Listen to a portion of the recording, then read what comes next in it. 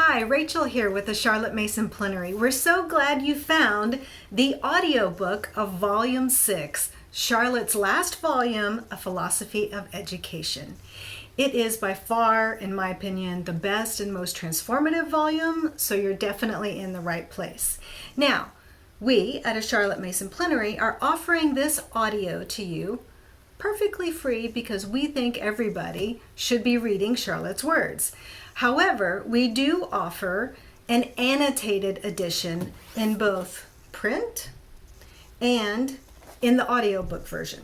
So, the best of both worlds, in my opinion, is the audiobook, whether it has annotations or not, and the annotated editions. Because in the annotated editions, you get all of these wonderful side notes in the margins that explain what Charlotte's talking about, as well as give you definitions and stuff to all that Victorian English.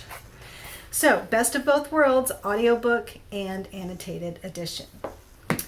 Please visit us over at A Charlotte Mason Plenary at cmplenary.com, and I hope you enjoy the audiobook. Chapter 9. The Way of the Reason.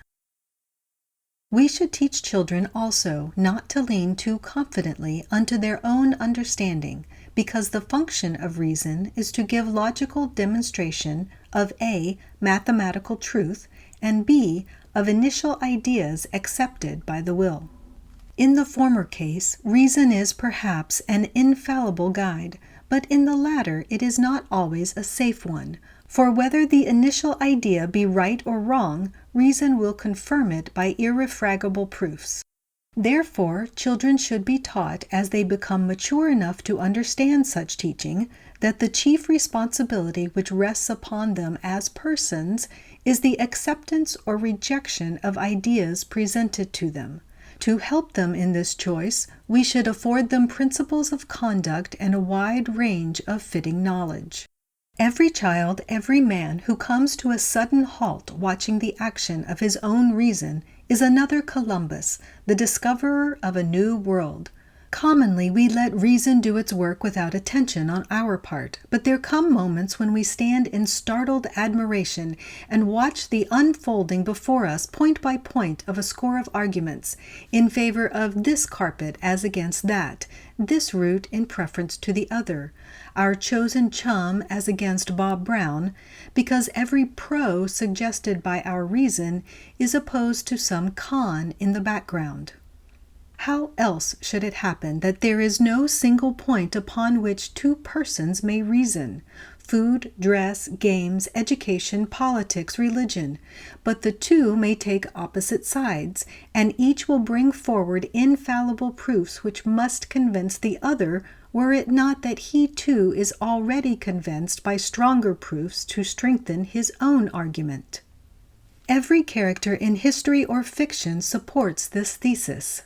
And probably we cannot give a better training in right reasoning than by letting children work out the arguments in favor of this or that conclusion. Thus Macbeth, a great general, returns after a brilliant victory. Head and heart are inflated. What can he not achieve? Could he not govern a country as well as rule an army? Reason unfolds the steps by which he might do great things. Great things, aye, but are they lawful, these possible exploits? And then, in the nick of time, he comes across the weird sisters, as we are all apt to take refuge in fatalism when conscience no longer supports us. He shall be Thane of Cawdor, and behold, confirmation arrives on the spot. He shall also be king. Well, if this is decreed, what can he do? He is no longer a free agent.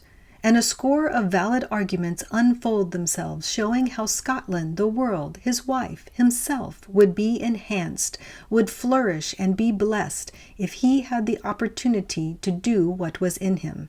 Opportunity? The thing was decreed. It rested with him to find the means, the tools. He was not without imagination, had a poetic mind, and shrank before the horrors he vaguely foresaw.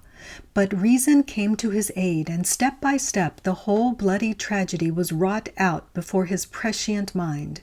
When we first meet with Macbeth, he is rich in honors, troops of friends, the generous confidence of his king. The change is sudden and complete, and we may believe reason justified him at every point. But reason did not begin it. The will played upon by ambition had already admitted the notion of towering greatness, or ever the weird sisters gave shape to his desire. Had it not been for this countenance afforded by the will, the forecasts of fate would have influenced his conduct no more than they did that of Banquo. But it must not be supposed that reason is malign, the furtherer of ill counsels only. Nurse Cavell, Jack Cornwell, Lord Roberts, General Gordon, Madame Curie leave hints enough to enable us to follow the trains of thought which issued in glorious deeds.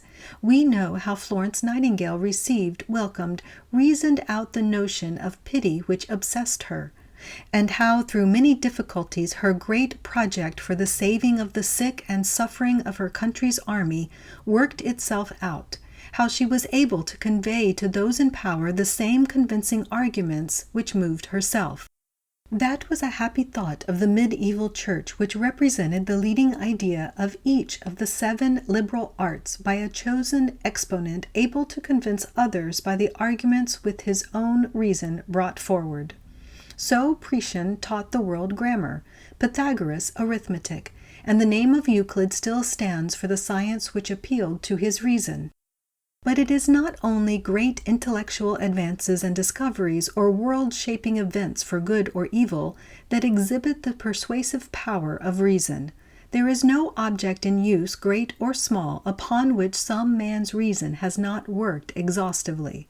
A sofa, a chest of drawers, a ship, a box of toy soldiers, have all been thought out step by step, and the inventor has not only considered the pros, but has so far overcome the cons that his invention is there ready for use, and only here and there does anyone take the trouble to consider how the useful or perhaps beautiful article came into existence.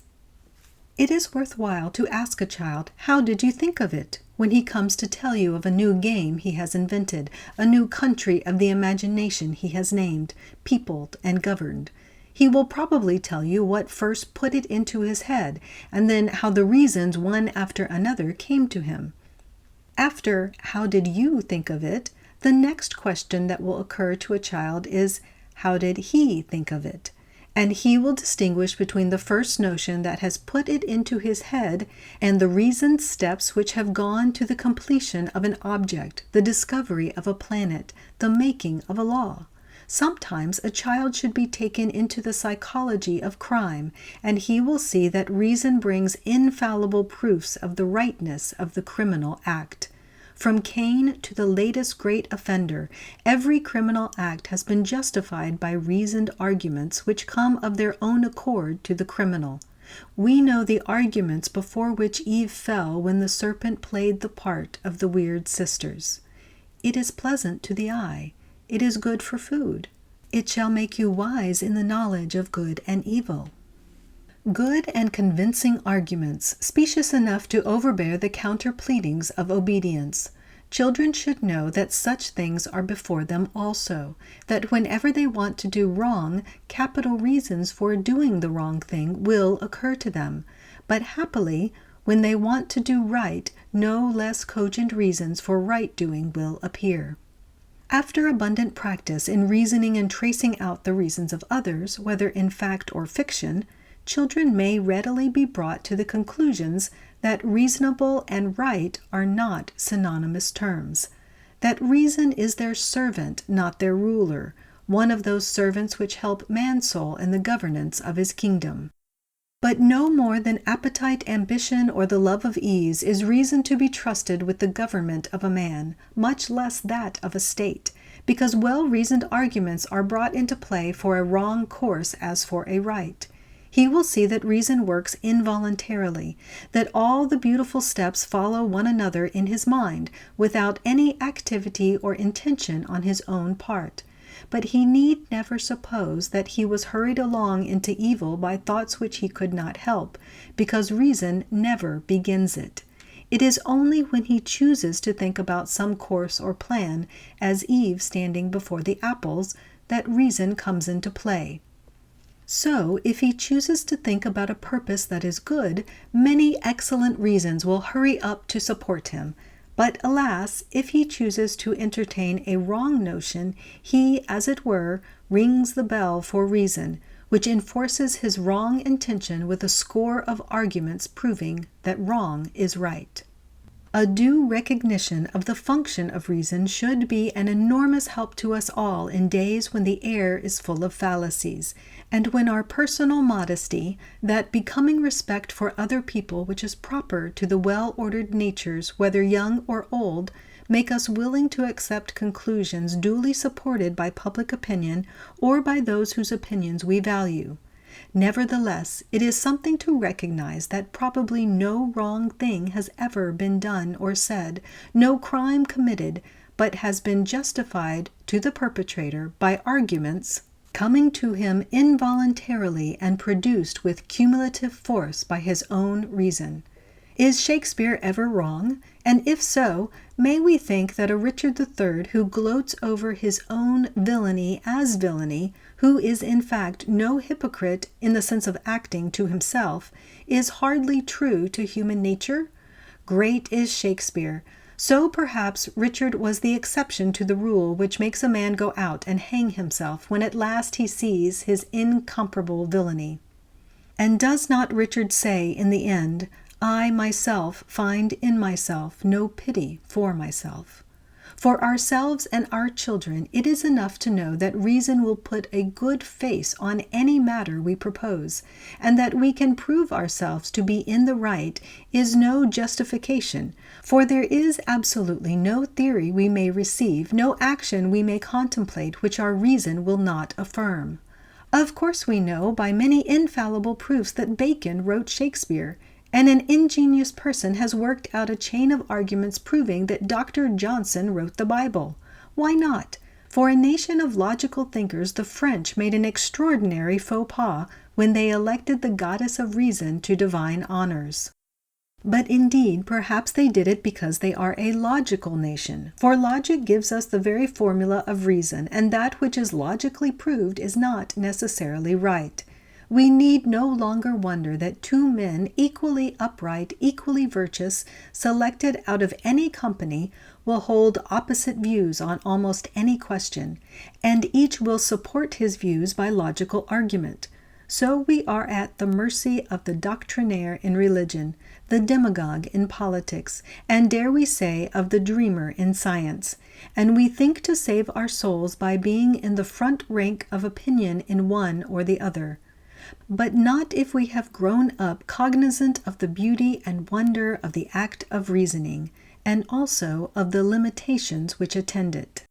We must be able to answer the arguments in the air, not so much by counter-reasons as by exposing the fallacies in such arguments, and proving on our own part the opposite position. For example, that very lovable, very exasperating, but essentially real, though often wrong-headed enthusiast, Karl Marx, dominates the socialistic thought of today. Point by point, for good or for evil, the Marxian Manifesto of 1848 is coming into force. For the most advanced countries, we are told, the following measures might come into very general application. 1. Expropriation of landed property and application of rent to state expenditure. We have not space to examine the Marxian proposition in detail, but let us consider a single fallacy. It is assumed that the rent of landed property is for the sole use, enrichment, and enjoyment of the owner. Now, the schedule of the Duke of Bedford, for example, published recently, shows that the income derived from park property is inadequate to its upkeep and to the taxes imposed upon the owner. Again, landowners are not only large employers of labor, generally under favorable conditions, but they keep up a very important benefaction. Most of the extensive landowners make of their places public parks kept in beautiful order at their private expense. 2. Heavy progressive taxation. The fallacy lies in the fact that the proletariat in whose interest the manifesto was issued must necessarily, on account of their numbers, be large taxpayers. Therefore, it is upon them that heavy progressive taxation will press, as we have all seen in Russia, to the point of their extinction. 3. Abolition of inheritance.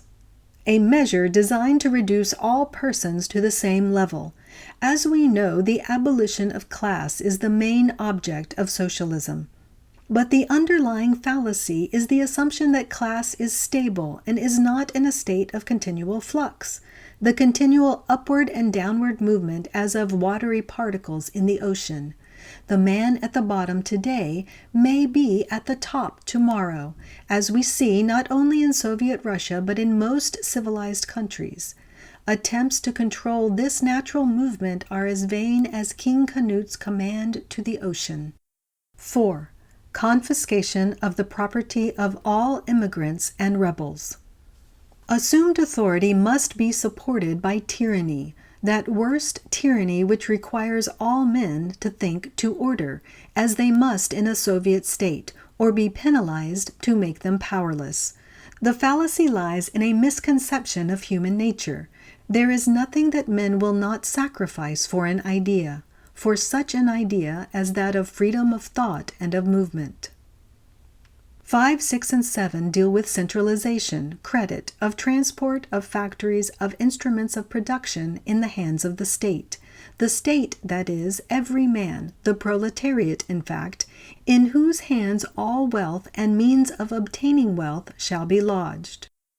Here we have a logically thought-out preparation for the government of the people, by the people, for the people.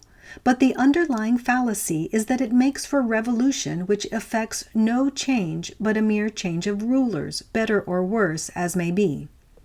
In the Soviet Republic, according to the law of perpetual social flux, new rulers would come to the top, arbitrary and tyrannical, because not hemmed in by precedent and custom, and children will be at no loss to show how the last state of a nation so governed is worse than the first. 8. Compulsory Obligation of Labor upon all. The initial idea of a Soviet state is that it shall afford due liberty and equal conditions for all. But even in the contemplation of such a state, it was necessary to postulate for every conscription and the discipline of an army. 9. Joint prosecution for agriculture and manufacture. The aim being the gradual removal of the distinction of town and country. Here is a point in the manifesto which we should all like to see in practice, but is it possible? 10. Public and gratuitous education for all children. This happily we have seen carried out with the proviso, for whom it may be necessary or desirable. The difficulty lies in the conception of education formed by a Soviet community, and the plea for free education is a specious blind, the intention being such an education as shall train the coming generation in rabid revolutionary principles. To continue our examination of the 10th maxim, the next clause, B, requires abolition of children's labor in factories in its present form. So far, so good. Happily, we have lived to see this abolition. There may be a sinister reading of the clause, but on the surface it carries the assent of all good citizens. C. Union of education with material production. Here, from motives of economy, we are going the way of the communists in our continuation schools. But a fallacy underlies the maxim which may well frustrate our efforts towards the better education of the people. The assumption is that the boy who learns, say, certain manufacturing processes, pari passu with his intellectual education, does better in the future than he who gives the full period to education. There is no consensus of the opinion of employers to prove that this is the case. On the contrary, given a likely boy, and a manufacturer will be satisfied that he will soon learn his business in the works. But the function of education is not to give technical skill, but to develop a person. the more of a person, the better the work of whatever kind.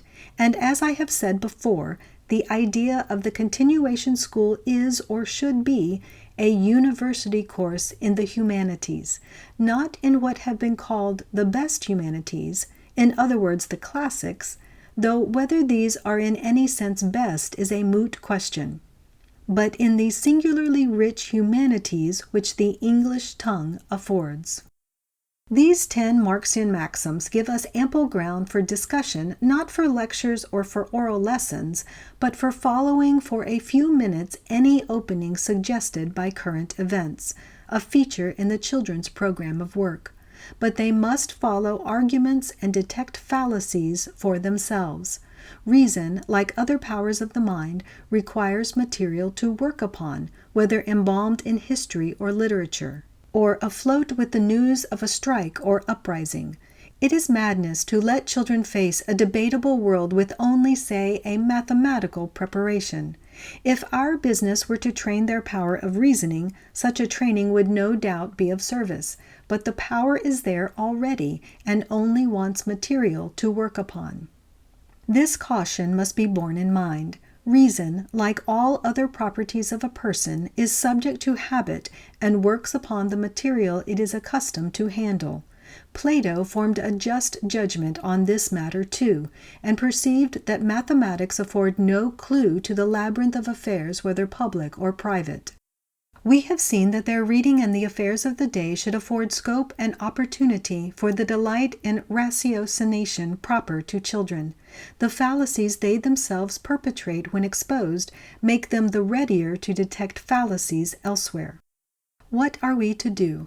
Are we to waste time in discussing with children every idle and blasphemous proposition that comes their way? Surely not. But we may help them to principles which should enable them to discern these 2 characters for themselves. A proposition is idle when it rests on nothing and leads to nothing. Again, blasphemy is a sin, the sin of being impotent towards Almighty God, whom we all know without any telling, and know him to be fearful, wonderful, loving, just, and good, as certainly as we know that the sun shines or the wind blows. Children should be brought up, too, to perceive that a miracle is not less a miracle because it occurs so constantly and regularly that we call it law, that sap rises in a tree, that a boy is born with his uncle's eyes, that an answer that we can perceive comes to our serious prayers. These things are not the less miracles because they happen frequently or invariably, and because we have ceased to wonder about them. No doubt so did the people of Jerusalem when our Lord performed many miracles in their streets. When young children perceive that "my Father worketh hitherto, and I work," is the law which orders nations and individuals, that "my spirit shall not always strive with man," is an awful warning to every people and every person, that to hinder the misdoing, encourage the well-doing of men and nations is incessant labor, the work of the Father and the Son. To a child who perceives these things miracles will not be matters of supreme moment, because all life will be for him matter for wonder and adoration. Again, if we wish children to keep clear of all the religious clamors in the air, we must help him to understand what religion is. Will religion guarantee me my private and personal happiness? To this, on the whole, I think we must answer no, and if we approach it with a view to such happiness, then most certainly and absolutely no. Here is the final and emphatic answer to the quasi-religious offers which are being clamorously pressed upon hesitating souls. Ease of body is offered to these, relief of mind, reparation of loss, even of the final loss when those they love pass away. We may call upon mediums, converse through table rappings, be healed by faith, that is, in the power of a healer who manipulates us. Sin is not for us, nor sorrow for sin. We may live in continual odious self-complacency, remote from the anxious struggling souls about us, because, forsooth, there is no sin, sorrow, anxiety, or pain, if we will that these things shall not be. That is to say, religion will guarantee me my private and personal happiness, will make me immune from every distress and misery of life, and this happy immunity is all a matter within the power of my own will. The person that matters in my religion is myself only. The office of religion for me in such a case is to remove all uneasiness, bodily and spiritual, and to float me into a nirvana of undisturbed self-complacency. But we must answer with Professor Bosanquet, absolutely no. The true religion will not do this for me, because the final form of the religion that will do these things is idolatry, self-worship, with no intention beyond self. To go on with our quotation. Well, but if not that, then what? We esteem the thing as good and great, but if it simply does nothing for us, how is it to be anything to us? But the answer was the answer to the question, and it might be that to a question sounding but slightly different, a very different answer would be returned. We might ask, for instance, does it make my life more worth living? And the answer to this might be, it is the only thing that makes life worth living at all. In a word, I want, am made for, and must have a God. No doubt, through the sweetness of their faith and love, children have immediate access to God. And what more would we have? Gentle Jesus is about their path and about their bed. Angels minister to them. They enjoy all the immunities of the kingdom. But we may not forget that reason is as active in them as the affections. Towards the end of the last century, people had a straight and easy way of giving a reasonable foundation to a child's belief. All the articles of the Christian faith were supported by a sort of little catechism of Scripture proofs, and this method was not without its uses. But today we have to prove the Scriptures if we rely upon Scripture proofs, and we must change our point of attack. Children must know that we cannot prove any of the great things of life, not even that we ourselves live, but we must rely upon that which we know without demonstration.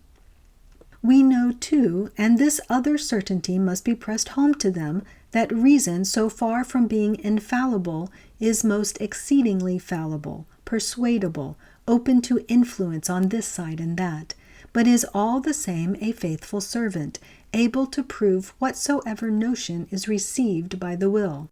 Once we are convinced of the fallibility of our own reason, we are able to detect the fallacies in the reasoning of our opponents, and are not liable to be carried away by every wind of doctrine. Every mother knows how intensely reasonable a child is, and how difficult it is to answer his quite logical and foolishly wrong conclusions. So we need not be deterred from dealing with serious matters with these young neophytes, but only as the occasion occurs. We may not run the risk of boring them with the great questions of life, while it is our business to send them forth assured. We find that, while children are tiresome in arguing about trifling things, often for the mere pleasure of employing their reasoning power, a great many of them are averse to those studies which should, we suppose, give free play to a power that is in them, even if they do not strengthen and develop this power. Yet few children take pleasure in grammar, especially in English grammar, which depends so little on inflection.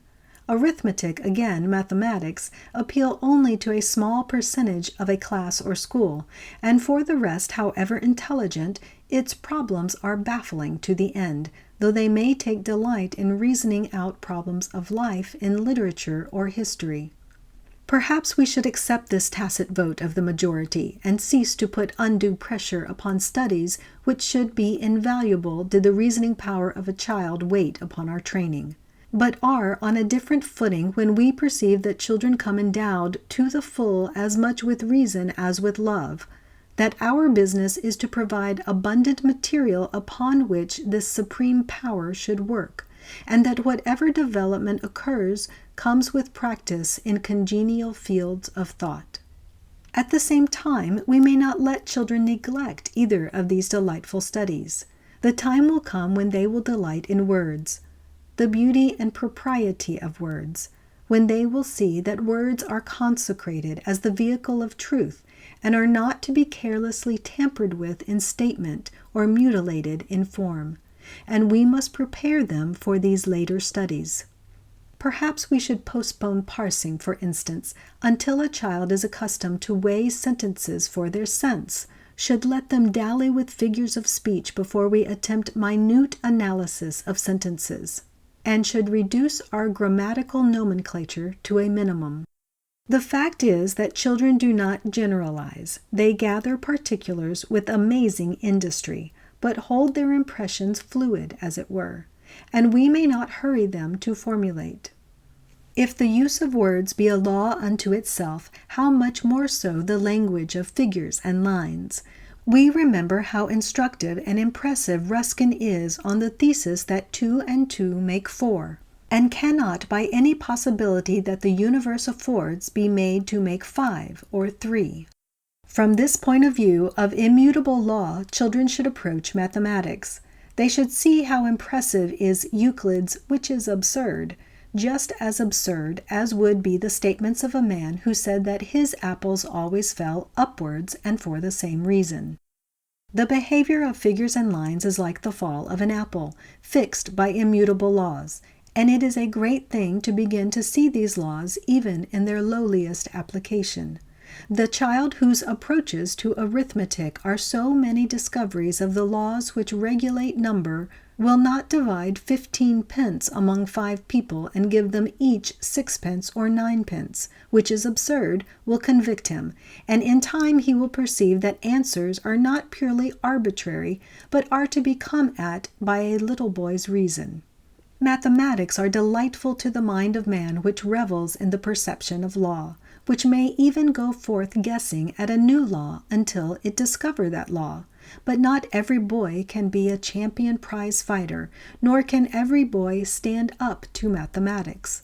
Therefore, perhaps the business of teachers is to open as many doors as possible in the belief that mathematics is one out of many studies which make for education, a study by no means accessible to everyone. Therefore, it should not monopolize undue time, nor should persons be hindered from useful careers by the fact that they show no great proficiency in studies which are in favor with examiners, no doubt because solutions are final, and work can be adjudged without the tiresome hesitancy and fear of being unjust, which beset the examiner's path in other studies.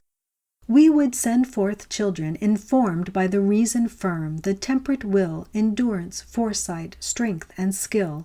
But we must add resolution to our good intentions, and may not expect to produce a reasonable soul of fine polish from the steady friction, say, of mathematical studies only.